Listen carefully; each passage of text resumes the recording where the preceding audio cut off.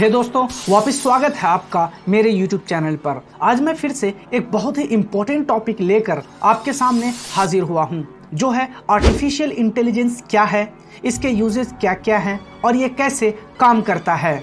हम इंसानों को इस पृथ्वी पर सबसे बेस्ट बनाने वाली चीज़ है इंटेलिजेंस। इंसानों की सोचने और समझने की क्षमता की वजह से ही पृथ्वी पर इतने सारे जीव जंतु हैं, लेकिन उनमें से सबसे बेस्ट हम इंसान हैं।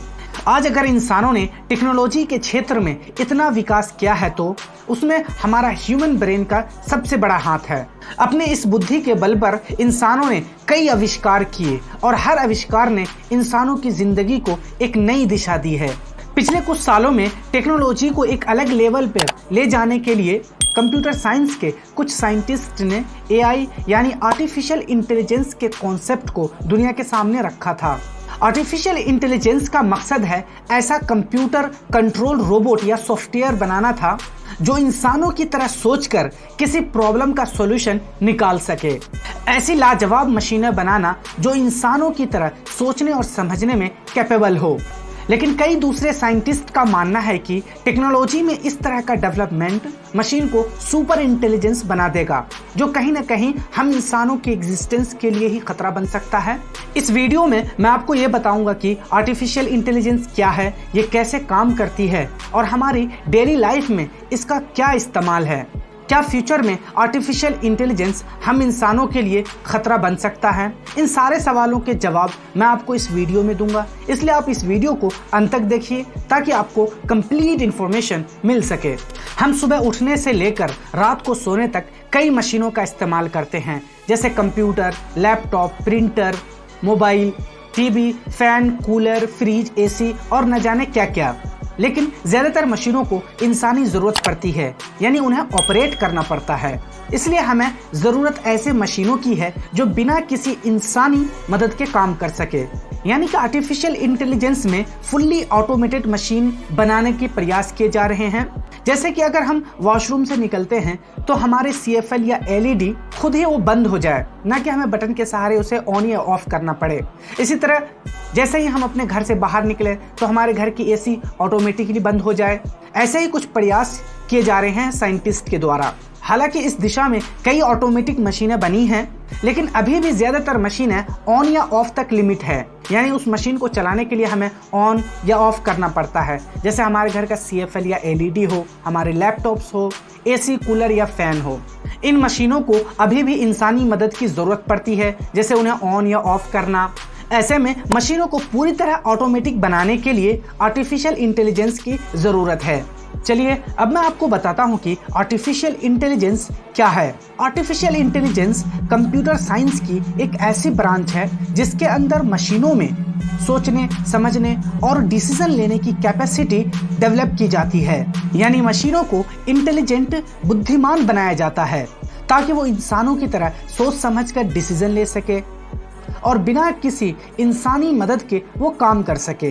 अगर आसान भाषा में कहें तो आर्टिफिशियल इंटेलिजेंस मशीनों का दिमाग है। जिस तरह इंसान अपने दिमाग की मदद से किसी भी समस्या का हल ढूंढ लेते हैं, वैसे ही AI की मदद से मशीनें भी अपनी समस्याओं को खुद हल कर सकती है। आर्टिफिशियल इंटेलिजेंस के बारे में दुनिया को सबसे पहले जॉन मैकार्थी ने बताया था, इसलिए उन्हें फादर ऑफ आर्टिफिशियल इंटेलिजेंस भी कहा जाता है।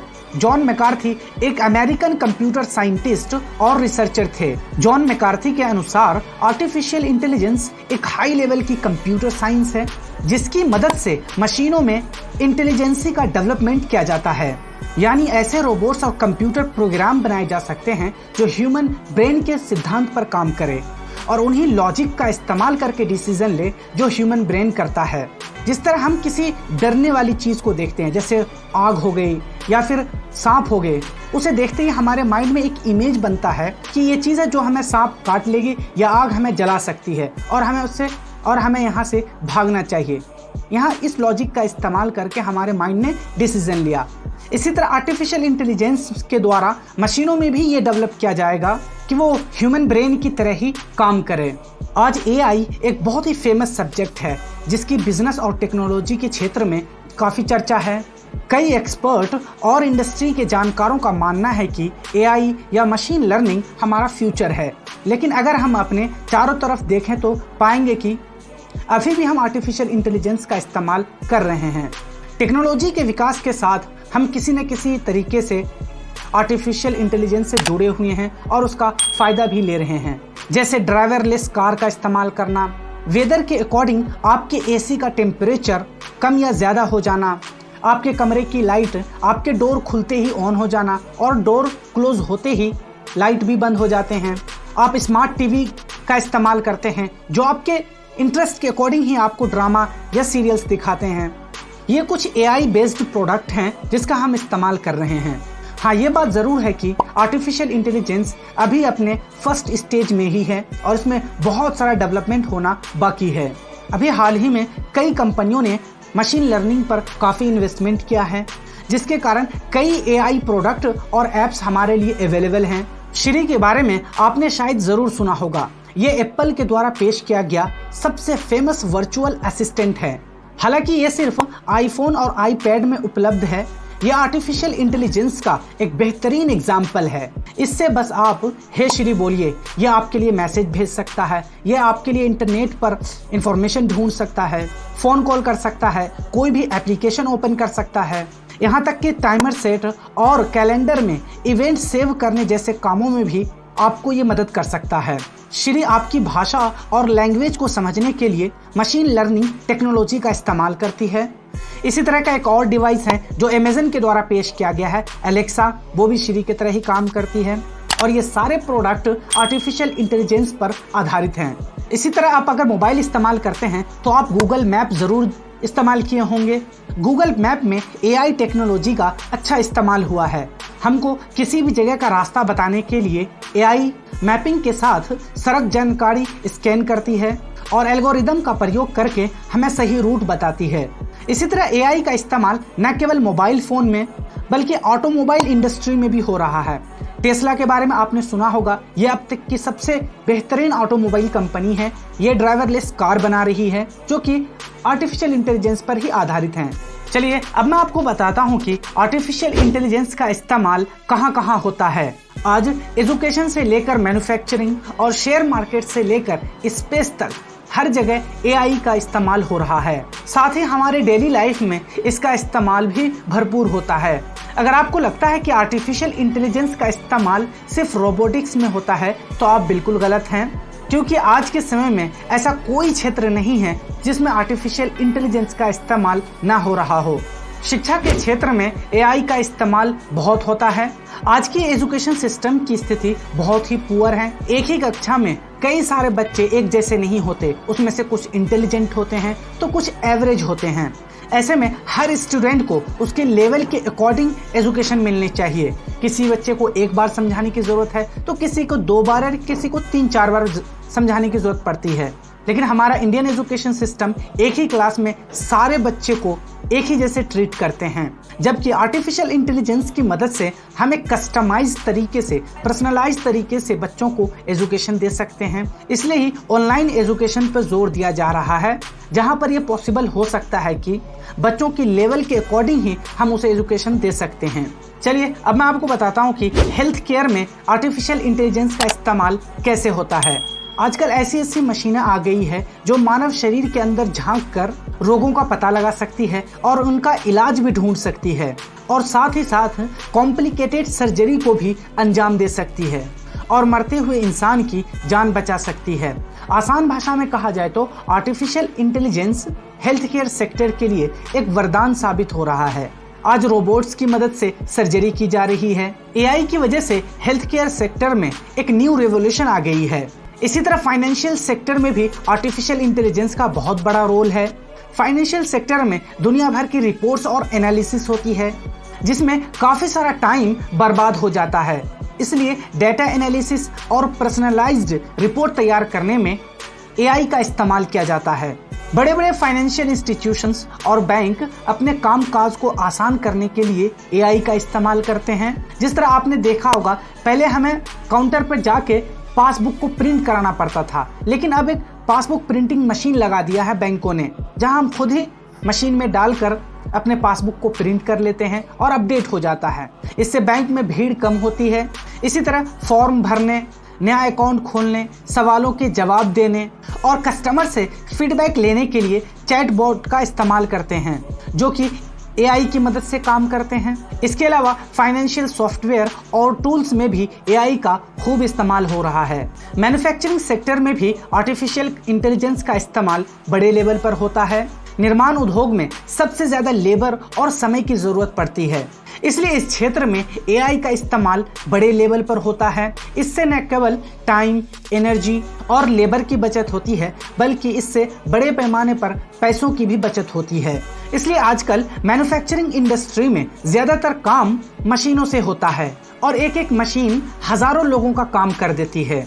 जिस तरह मैंने आपको टोयोटा के एग्जाम्पल में बताया था कि एक टोयोटा के शोरूम में जहां इंसानी लेबर तो बहुत कम है, लेकिन टोयोटा के कार को बनाने में रोबोट का इस्तेमाल होता है और वो 13-14 घंटे में एक नई टोयोटा कार बनाकर रख देते हैं। हालांकि मशीनों का इस्तेमाल पहले भी होता था, लेकिन उन मशीनों को ज़्यादातर मैनुअली ऑपरेट करना पड़ता था, किसी न किसी इंसान पे डिपेंडेंट था वो मशीन। लेकिन आजकल करीब करीब सारी मशीनें ऑटोमेटिक हो गई है और वो अपना काम खुद करती है, जिससे कम समय में ही अधिक प्रोडक्शन हो जाता है।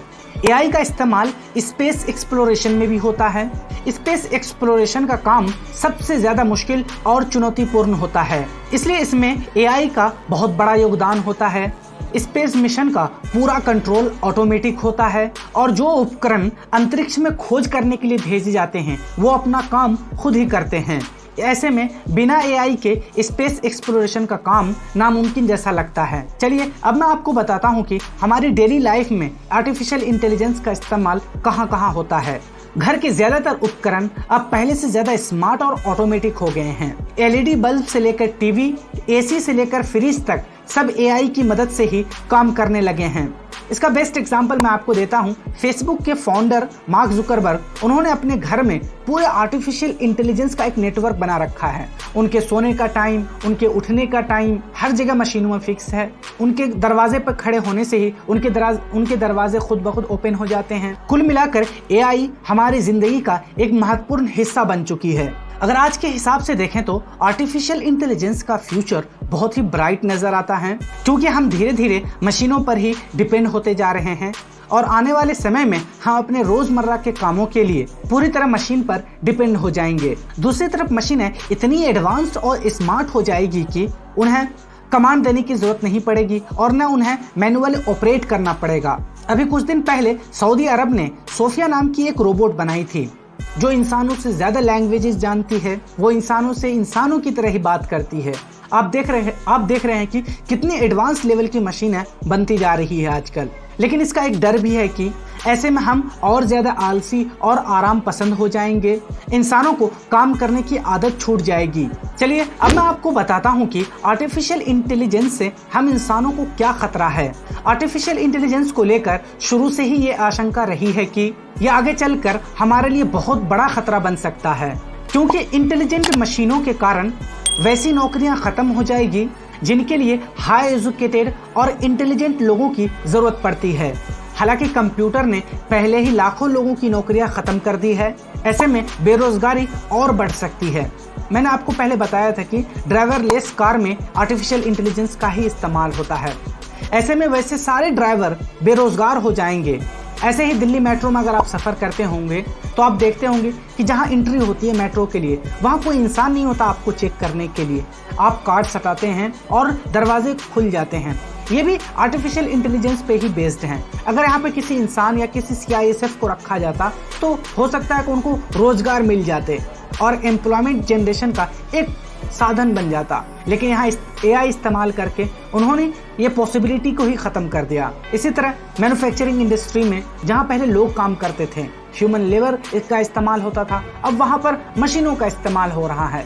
अच्छी बात यह है कि ये मशीन इंसानों से ज़्यादा प्रोडक्टिव है, कम टाइम पर ज़्यादा काम करके देते हैं। वो कभी थकते नहीं, वो कभी छुट्टी नहीं लेते। लेकिन इसके डार्क साइड ये है कि हमारे देश में अनएम्प्लॉयमेंट बढ़ते जा रहे हैं। आर्टिफिशियल इंटेलिजेंस से दूसरा सबसे बड़ा खतरा यह है कि जब मशीनें खुद डिसीजन करने लगेंगी तो वो हमारी कोई बात क्यों मानेंगी, बल्कि हर मामले में वो अपने दिमाग चलाएगी और वही करेंगी जो उन्हें ठीक लगेगा। उन्हें ज्यादा बुद्धिमान बनाने से हो सकता है कि वो इंसानों को ही कंट्रोल करने लगे। इसलिए मशीनों में बौद्धिक क्षमता डालना हमारे लिए नुकसानदेह हो सकता है। फ्यूचर में ये सारे मशीन मिलके विद्रोह कर दें, जैसा कि रोबोट फिल्म में दिखाया गया था, लेकिन वो एक इमेजिनरी है। रोबोट फिल्म में भले ही इमेजिनरी दिखाए गए हैं, लेकिन एआई की ताकत इमेजिनरी नहीं है। ऐसी स्थिति कभी भी आ सकती है।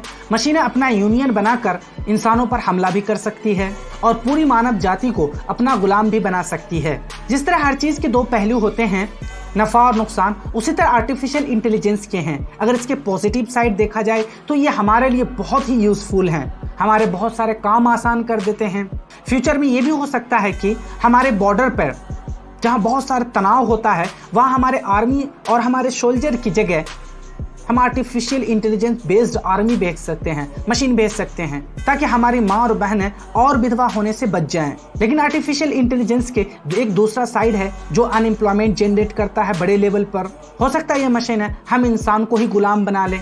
इसलिए आर्टिफिशियल इंटेलिजेंस को और डेवलप करने के टाइम पर यह हमें ज़रूर सोचना चाहिए, हमारे एक्सपर्ट को ये ध्यान में ज़रूर रखना चाहिए इसके नफ़ा और नुकसान को। हे दोस्तों, मुझे उम्मीद है कि अभी तक जो भी मैंने आपको जानकारी दी है आप समझ गए होंगे, और अगर फिर भी इस टॉपिक से रिलेटेड आपका कोई सवाल है तो आप कमेंट बॉक्स में ज़रूर पूछ सकते हैं।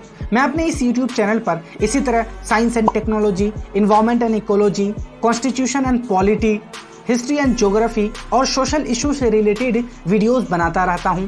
अगर आप इन टॉपिक से रिलेटेड वीडियोस देखने में ज़रा सा भी इंटरेस्टेड हैं तो आप मेरे इस चैनल के प्लेलिस्ट को ज़रूर चेक कर सकते हैं, जहां हमने बहुत सारे वैल्यूएबल इंफॉर्मेशन आपके साथ फ्री में शेयर किया है। अगर आपको ये वीडियो अच्छी लगी है तो please like, share and subscribe ज़रूर कीजिएगा।